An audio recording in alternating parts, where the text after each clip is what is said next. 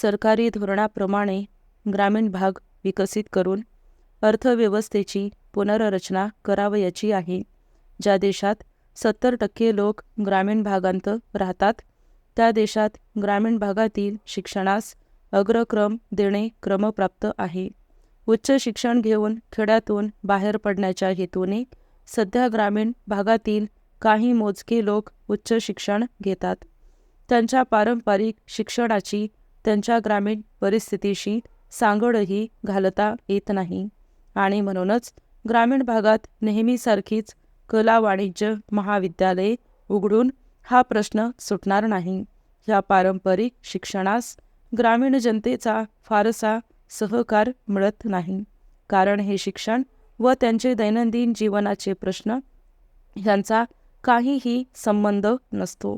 पाश्चिमात्य देशांनी पारंपरिक शिक्षणाऐवजी ज्या शिक्षणाने शेतीची गुणवत्ता सुधारेल अशा शिक्षणाचा ग्रामीण भागात स्वीकार करून भरभक्कम क्रांती घडवून आणली. हे लक्षात घेणे आवश्यक आहे. आपणही ग्रामीण भागातील शैक्षणिक संस्थांना थोडी जमीन देऊन त्यावर आदर्श शेतीची प्रात्यक्षिके करून दाखविली तर ते शिक्षण जास्त उपयुक्त ठरेल.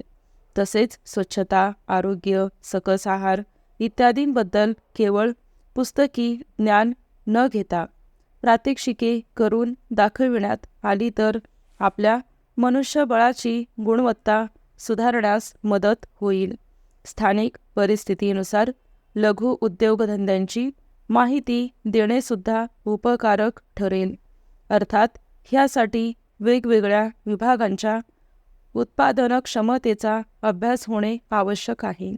संशोधन करणाऱ्या संस्था सध्या देशातील मोजक्याच भागात असल्यामुळे बहुतांश विभागांचा अभ्यासच झालेला नाही.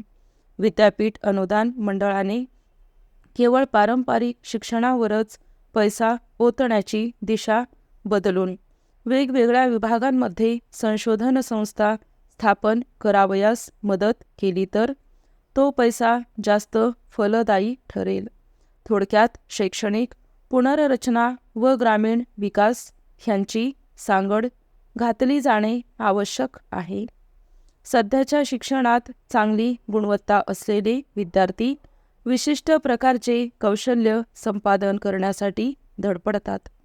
पण नेमके कोणते कौशल्य देशाला आवश्यक आहे हे पण निश्चित करावयास हवे. नाहीतर पाश्चिमात्य गरजेप्रमाणे निर्माण झालेले कौशल्य मागास देशात वाया जाण्याचा धोका असतो. एकदा का विशिष्ट प्रकारचे उच्च तांत्रिक कौशल्य असलेला वर्ग निर्माण झाला की तो फक्त विशिष्ट क्षेत्रातच उपयोगी ठरतो. अशी क्षेत्रे उपलब्ध नसल्यास जे कौशल्य निर्माण करण्यास देशाने प्रचंड पैसा खर्च केलेला असतो, त्याचा उपयोग पाश्चिमात्य देशांना होतो.